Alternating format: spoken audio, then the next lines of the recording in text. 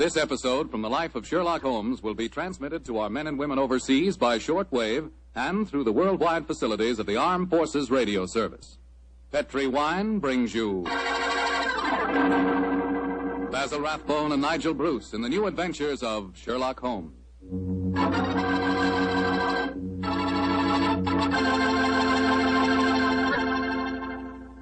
The Petri family, the family that took time to bring you good wine, invite you to listen to Dr. Watson tell about another exciting adventure he shared with that master detective, his old friend Sherlock Holmes.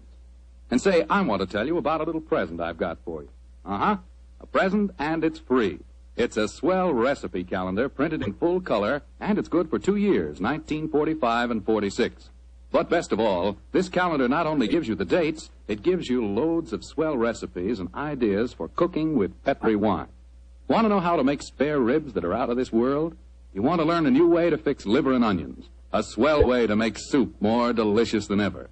It's a cinch with this calendar handy in your kitchen to tell you how. In fact, this calendar tells you all you ought to know about wine. And remember, it's free. Just write to Petri Wine, P-E-T-R-I, Petri Wine, San Francisco 26, California. Petri Wine, San Francisco 26, California.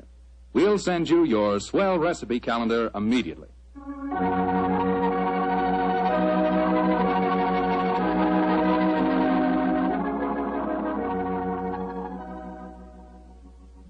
And now for our weekly visit with the genial Dr. Watson. Good evening, Doctor. Good evening, Mr. Foreman. Come in and settle yourself down. Thank you. You're looking particularly comfortable tonight, Doctor. Feet up on the sofa and the puppies asleep on your lap. Yes, my boy. The three of us went for a long walk on the beach this afternoon. And Monty and Winnie had a running battle with the seagulls. In consequence, they've been fast asleep ever since we got home. Well, I hope you're not too tired, Doctor. I'm counting on a new Sherlock Holmes story, you know. No. I'm all ready for you, Mr. Foreman. In fact, I was going through my notes on the case just before you arrived. Well, last week you told us it concerned a strange society who held their meetings in an underground vault of a furniture warehouse. Yeah, that's right, my boy. Now, down, Winnie. Get down, Monty. No. The story really began one stormy November night in 1887. I was married at the time and living away from Baker Street. On this night in question, my wife had already gone to bed, and I was nodding in front of the fire over one of Clark Russell's fine sea stories. I'd had a very tiring day, I remember. It was about the hour that a man gives his first yawn and glances at the clock, when suddenly my front doorbell jangled discordantly. So our servant Edna had gone up to bed, so I crossed to the window and opened it. It was very dark, but I could just see the outline of a figure standing on my doorstep. It looked like a woman. Suddenly, a cultivated voice called up to me. Is the doctor in? Yes, madam. I'm the doctor. Then please come at once. It's a matter of life and death. I have a carriage waiting. Gracious me. All right. I'll be down immediately.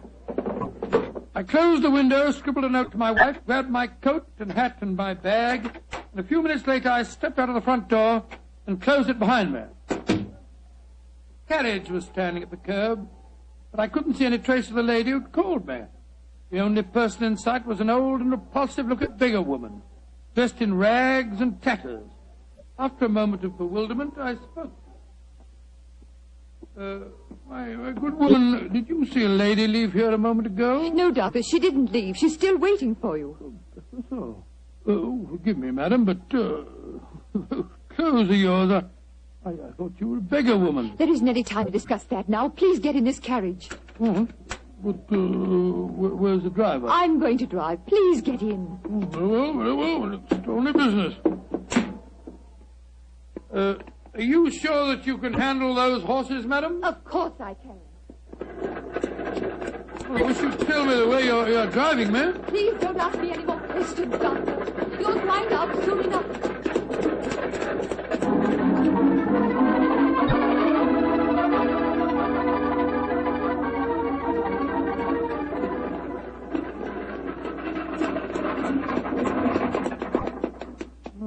Thank heavens we've finally reached our destination. Must have driven halfway across London. Oh, hello. Must be somewhere down near the river. No dwelling places here. Nothing but enormous warehouses. Why have we stopped here, madam? Oh, this is where we're going. Please follow me down these steps. I wish you'd tell me where you're taking me. We have a club here in the basement. You'll see for yourself in a moment. It's a very solid-looking door. How do you propose to get past it? I'll show you.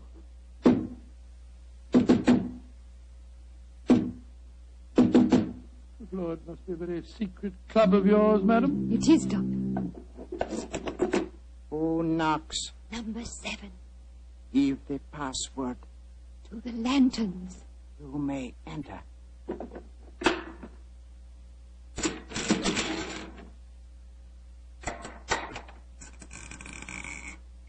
Follow me, Doctor.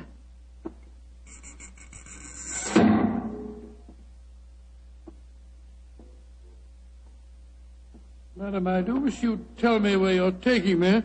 This looks like the entrance to an opium den or a thieves' kitchen. Don't worry, Doctor. You're in no danger. There. Does that look like a thieves' kitchen? Great Scott, I don't believe my eyes. A luxuriously furnished room. What a strange collection of people. Some look like beggars, others in full evening dress. Amazing. Number 7. Who is this man? He's a doctor. I went to fetch him. I thought I said there were to be no strangers inside. Now look here, my good man. I've been extremely patient, but my temper's beginning to wear a little thin. Either let me see your patient at once or show me out. My time's valuable and I don't propose to waste it. I'm sorry, Doctor.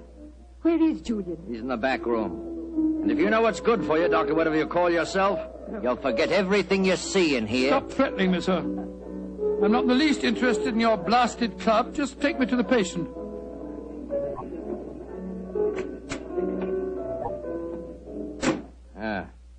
This is the man we want you to examine, Doctor. Huh? What happened? He fell down the stairs leading into the club room. Well, why'd you move him? We wanted him to be comfortable. That's the worst thing in the world you could have done. Never move a person with an injured skull. Is he going to be all right, Doctor? No, madam, I'm afraid he isn't. His neck's broken. He's dead. Huh? Julian, dead. You sure of that, Doctor? Of course I'm sure of it, my good man. I'm afraid you need an undertaker, not a doctor. We must tell the others. All right, quiet, everybody. Quiet. Quiet. Julian is dead. Julian dead? Oh, this is terrible. Who is this man? He's a doctor. Oh, better get him out of here at once. We don't want any strangers nosing about. That's right, though. Shouldn't have brought him here anyway. Now, just a minute. I assure you, ladies and gentlemen, I haven't the slightest desire to stay here one moment longer. If you'll direct me to the door again, madam, I'll try to find a cab myself in this godforsaken district and go home. Show him out and give him his money. Follow me, please. I'm delighted to. Do you mind if I don't drive you home, Doctor? Well, no, I should prefer it. My nerves aren't in the best of shape. You mustn't be angry with me, Doctor, please. Leaving again, number 7. No, but this gentleman is. Will you see if you can find a cab for him? Right. To whom shall I send in my bill, madam? Oh, here's a £5 note.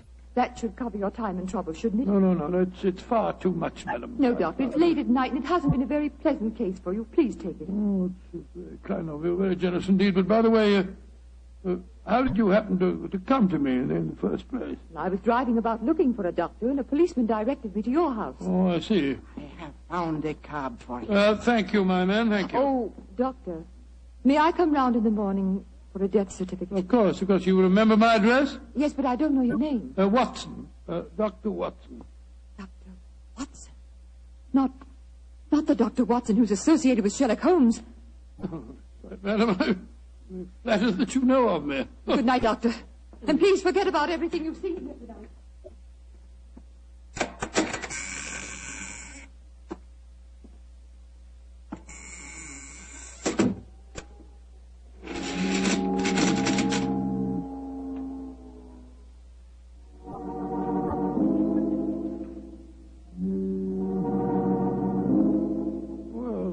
My soul, what an amazing business. Holmes will be interested to hear about this.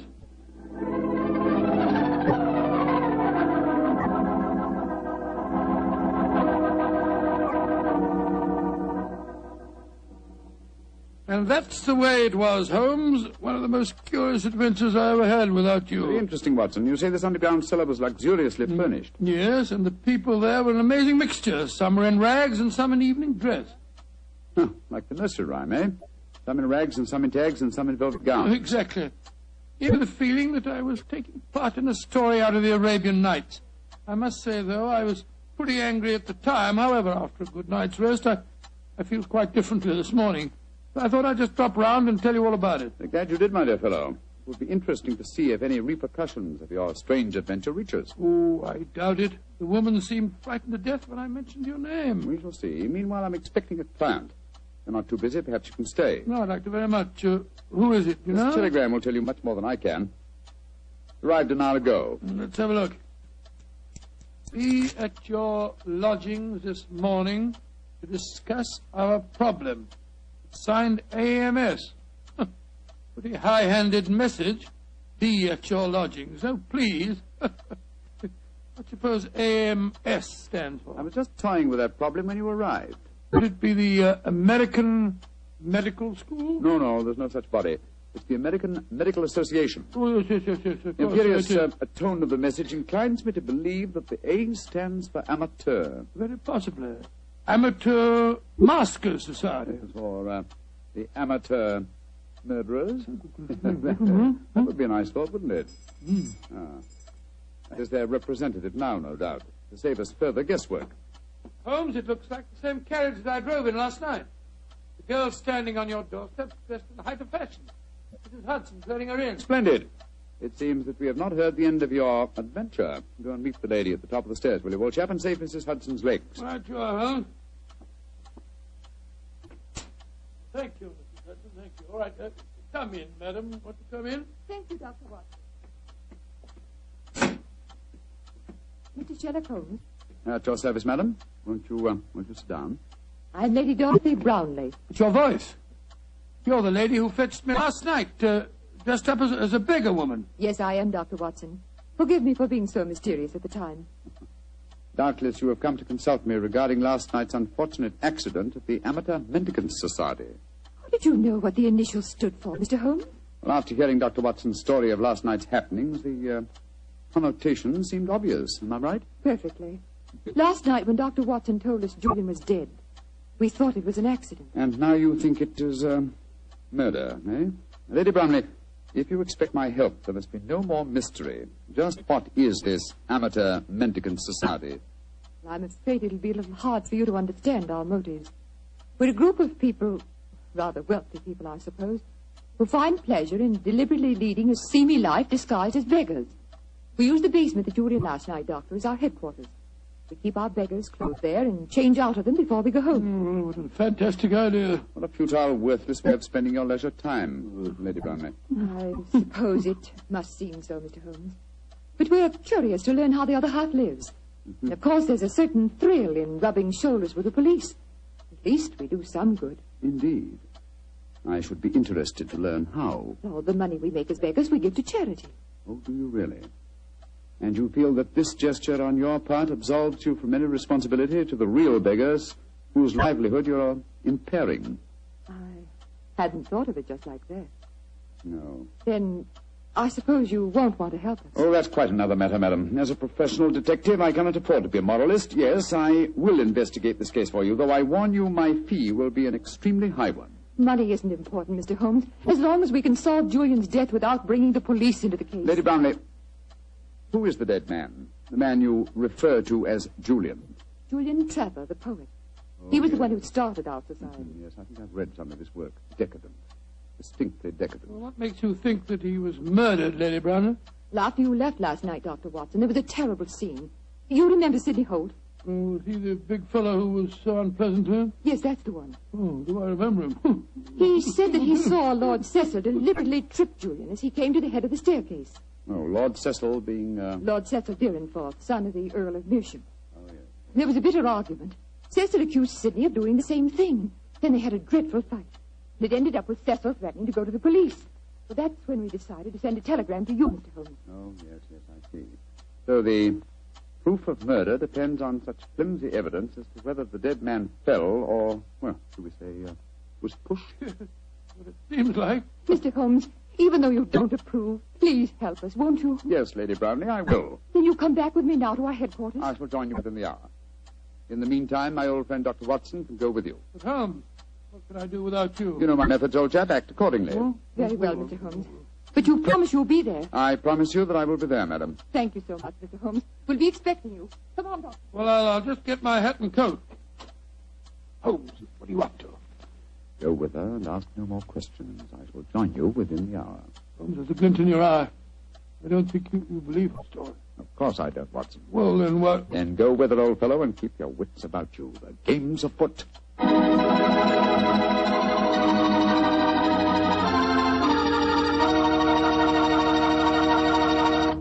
The story of the Amateur Mendicant Society will continue in just a few seconds. Time I'd like to use to remind you that you're really missing something until you try having wine with your dinner. And I mean a Petri wine. Let's say a Petri California Burgundy or a Petri California Sauterne. Both wines are just made to make good food taste better. If you like a red wine, try Petri Burgundy. Try it with hamburger, with stew, with any meat or meat dish. And if you like a delicious white wine, a wine that'll make chicken taste better than ever, try a well-chilled Petri Sauterne. With food, nothing can take the place of a good Petri wine.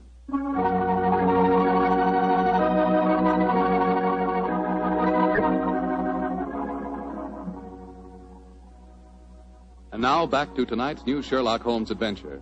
The Amateur Mendicant Society, a group of wealthy eccentrics who pose as beggars, have come to Sherlock Holmes and Dr. Watson with a problem. One of their members has apparently been murdered, and the famous pair have been asked to investigate the killing.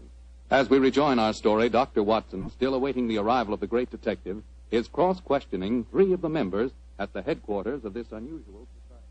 I'm afraid that I don't find your stories very convincing. Oh, don't you now? Well, then suppose you stop asking questions until Sherlock Holmes gets here. He's the man we've engaged to settle this business, not you. We're paying for his services, not those of his assistant. Mr. Holmes asked me to conduct this preliminary investigation, my good man. I'm perfectly familiar with his methods. So keep a civil tongue in your head if you want us to continue with this case. Well, I'm not answering any more questions till he gets here. Insufferable fellow. Lord Cecil, you say that you saw Holt deliberately trip the dead man as he came down the stairs last night. Yes, I did. Well, where were you standing, sir? At the head of the staircase. Holt was beside me, and as Julian came by, he deliberately... Excuse me, number 11, excuse me. What is it? There is a strange man just come in. He is dressed as you when you work, but I do not remember to have seen him here before. He speaks very rough. Did he give the correct signal? Yes, and the password. He must be a new member. I suppose we better see him. Bring him in. Oh, bad time for him to come here, confound it. This way, please. Tommy, what a nice place you got here. Yeah, quite a nice place. Certainly do yourselves proud, don't you? Who are you, and how did you get in here? I'll give the signal and the password just like Julian told me to. Are you a friend of Julian? Of course I am. You're coming to meet him here today. Who are you, really? Are we all friends here? Yes, you can talk freely. And permit me to introduce myself. I am Don Luis Jose Fernando de las Torres at your service. Why? Why do you want to join us? When Julian tell me about it, it tickled my, how you say, my funny bone. It is a so charming idea to see another of mendicancy. I suppose he's all right. Of course I'm all right. Now, where is Julian, please? He will vouch for me. He's in the other room. He had an accident. An accident? Not a bad one, I hope? A very bad one. Dr. Watson, you better take him in there and break the news to him. Very well. Follow me, sir. This is terrible. Please, tell me what happened, Doctor. I'm afraid you must prepare yourself for a shock, sir. Your friend is dead.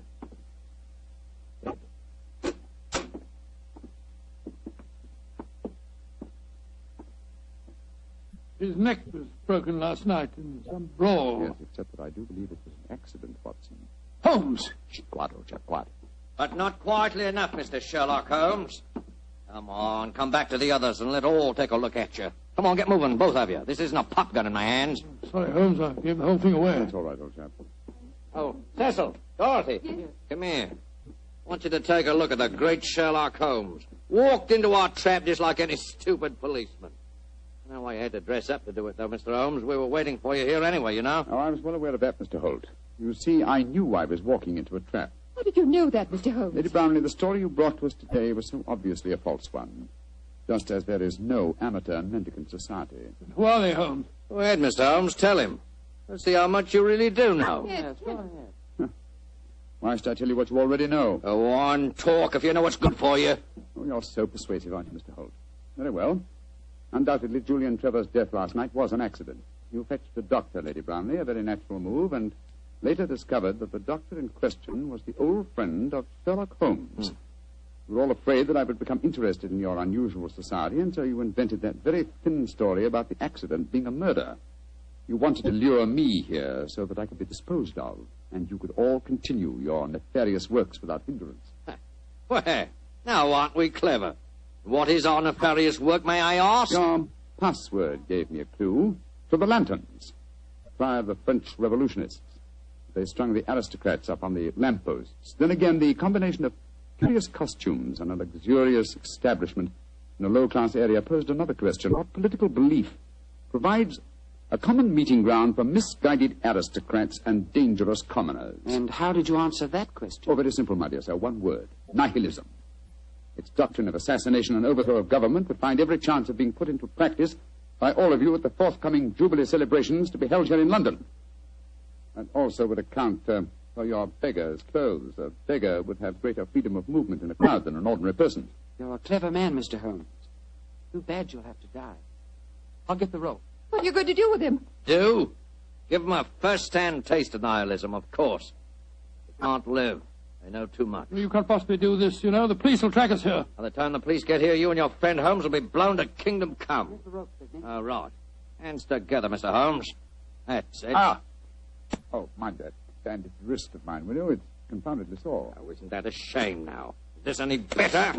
Tie up the doctor, Cecil, while I bind Holmes's legs. With pleasure. I can't go through with this. What do you mean, Dorothy? You can't go through it. I just can't stand by and see two innocent men murdered. Don't be a fool, Dorothy. We can't let them live. They know too much. I don't care. If you go on with this, I'm going out for the police. You fool. Tie her up as well, Cecil. Leave me alone. Sit down there beside him. Go on. You're a devil, Sidney. Oh, shut up. Now, Mr. Holmes, I'm going to fetch a little invention. A little invention I'm sure you'll be interested in. Mr. Holmes, it's a pity you and your friend didn't learn to mind your own business. I'm afraid it's too late to teach an old dog new tricks. It's too late now, at any rate. Quite comfortable, Dr. Watson? Don't you speak to me, sir. You're a filthy traitor to your country. Rubbish. Here we are. Example of Mikhail Petrov's mechanical genius. This bomb will blow the entire building sky high, and the three of you with it. Now, I wind the time clock so, and we'll set the fuse to go off in 5 minutes. It'll give us plenty of time to get away. So.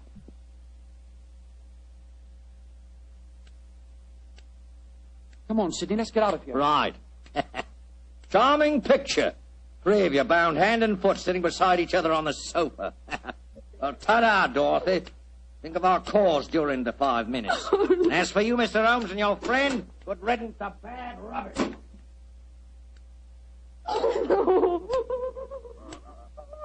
Well, Holmes, this looks like the end. Afraid so, old chap. I blame myself. If I hadn't been so infernally noisy when I recognized you, we wouldn't be in this mess. Wasn't your fault, old fellow. I think they suspected me anyway. Well, I must say it seemed to me that you told them a great deal more than was necessary about your suspicions. Surely you could have pretended ignorance. Oh, I suppose I could have done. I can't die yet. I'm not ready to Courage, die. Lady Brownlee, courage. And by the way, was I right in assuming that your associates are nihilists? Of course they are. They're planning to assassinate the Prime Minister during the Jubilee celebration. Prime Minister, great heavens, Holmes, we've got to get free. Assuming some miracle happened, we did get free and your former associates were arraigned in court, would you testify against them? Oh, of course I would. But what chance is there of that? That clock, that devilish clock, why doesn't it stop If ticking? it bothers you that much, Lady Brownlee, I'll stop it for you. Holmes, your hands are free. Of course they are, my dear fellow. The bandaged wrist I mentioned just now concealed a razor-edged blade. I cut through the ropes almost before our friends had left the room. Then why did you keep us in suspense, Mr. Holmes? I wanted to be quite sure that you'd testify in the forthcoming trial, madam. There we are. That renders the bomb harmless. Ah! And that means that the police have sprung the trap that I set for your associates, Lady Brownlee. It's lucky for you that you had a change of heart and prevented you from leaving us. Oh, Mr. Holmes, how can I ever thank you? Holmes, you had the place surrounded with police when you came in here. Of course I did, my dear fellow. Yeah, let me undo your ropes. No wonder you were so calm. No wonder you told them so much. You wanted them to show their hands. Precisely, old fellow. They obliged me most satisfactorily. They attempted our triple murder.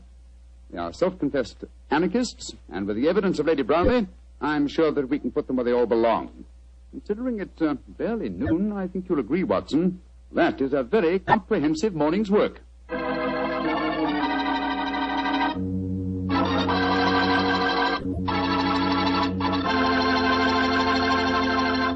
Doctor, tell the truth. Were you scared waiting for that time bomb to go off? Scared, my boy? I was so scared that to this day I can't stand being in the same room with a loud ticking clock. Each tick of the clock seems to speak to me. Seems to say, tick-tock, this is the end. Tick-tock, this is the end. The clock ever speak to you like that? Well, yes, Doctor. How did you know? Well, what's the clock say to you? Tick-tock. Petri took time to bring you good wine. Petri took time to bring you good wine. Gracious me, Mr. Foreman. Well, you listen to your clock and I'll listen to mine. Gosh, Doctor, can I help it if I like to hear about Petri wine? After all, that Petri family really knows how to make good wine. And it's no wonder. They've been making wine ever since they started the Petri business generations ago, way back in the 1800s. And because the making of Petri wine is a family affair, well, they've been able to hand on down from father to son, the skill and experience of each preceding generation.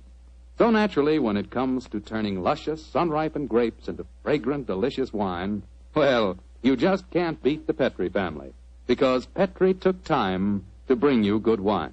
And say, don't forget to take time to send for your Petri recipe calendar. It's free. Just write to Petri Wine, Petri, Petri Wine, San Francisco 26, California. San Francisco 26, California. This offer is intended to apply only in those states and other localities where its acceptance is permissible by law and regulation. And now, Dr. Watson, what adventure are you planning to tell us next week? Well, next week, Mr. Foreman, I'm going to tell you a story of old Vienna. The Vienna of sparkling lights, beautiful women, and lilting music. And of an extraordinary murder that takes place to the accompaniment of a Mozart sonata. Boy, that sounds like a thriller. I'll see you for sure next week. Just a minute. Before I go, Mr. Foreman, I want to urge every registered nurse listening in to get all the facts about the Army Nurse Corps. The Army needs you, nurses, needs you desperately. They'll make you an officer at once and give you every chance to further your post-war careers. So if you're a registered nurse under 45, call at your local Red Cross chapter and get all the details. Or wire collect to the Surgeon General, U.S. Army, Washington, D.C. And if you can't qualify for the Nurses Corps, see if you can't get into essential civilian nursing so that you can release a nurse who does qualify. But do something about it first thing tomorrow, won't you?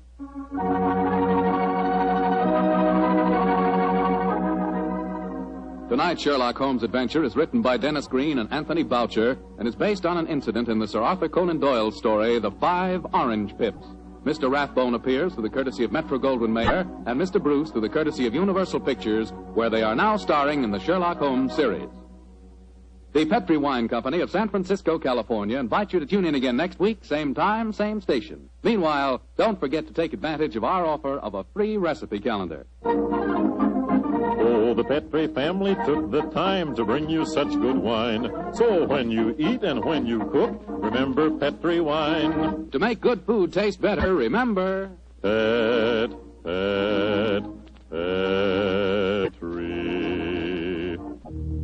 wine. This is Bill Foreman saying goodnight for the Petri family. Sherlock Holmes comes to you from our Hollywood studios. This is the Mutual Broadcasting System.